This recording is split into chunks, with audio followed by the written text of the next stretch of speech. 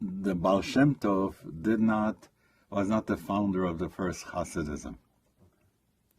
The first Hasidism happened, mentioned in the Bible. There were some guys who used to hang around with the prophets, and they were known as the sons of the prophets. They weren't real sons, they were students. And what did they want to learn? The shamanic stuff. They wanted to learn the inner stuff and how to be in touch with higher levels of awareness and with higher regions of consciousness that are up there. So that led to the prophets like Isaiah and the other prophets later on, but through Elijah and Elisha. And then it led to the people of the Dead Sea Scrolls. And then there were some other early Kabbalists known as the people of the Merkabah, of the divine chariot, and the ones who went into the various Hekhalot, the mansions. That's the first Hasidism. During the Middle Ages, Maimonides' son and grandson did in Judaism something that was parallel to Sufism.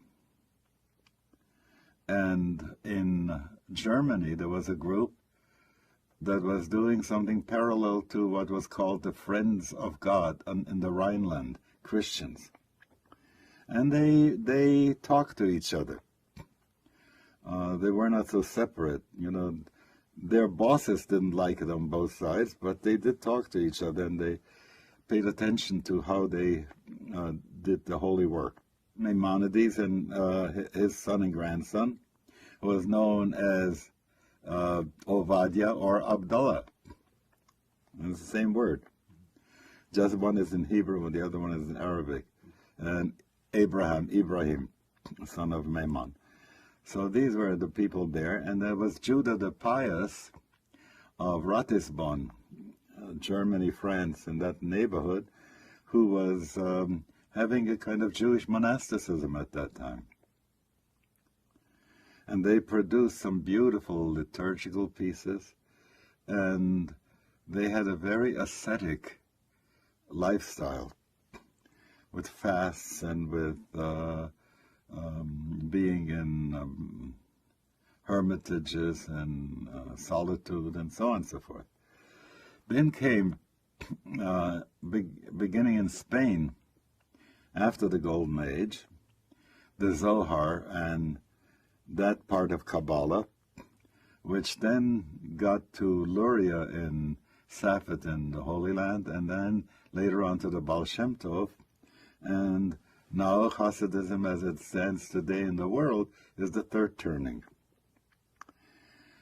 What we are doing is the fourth turning of Hasidism.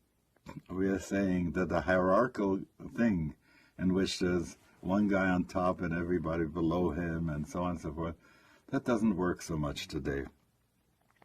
The other thing is also leadership today is when the spirit hits. Every time I feel that spirit moving in my heart, then I can be a Rebbe, you know. But at other times, I'm a plain guy.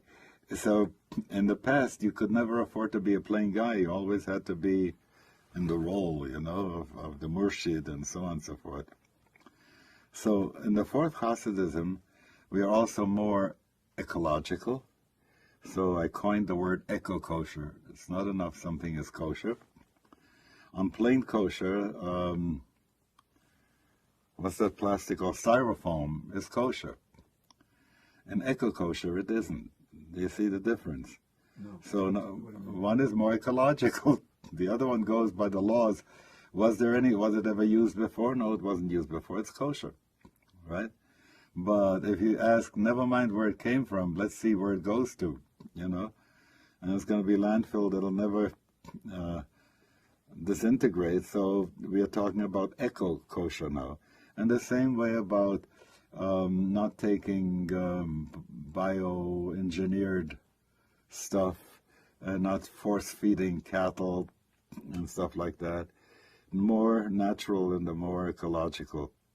And the third part of that is, it is ecumenical. It's very clear that no system, no religious system today can make it alone. We all have to borrow from each other.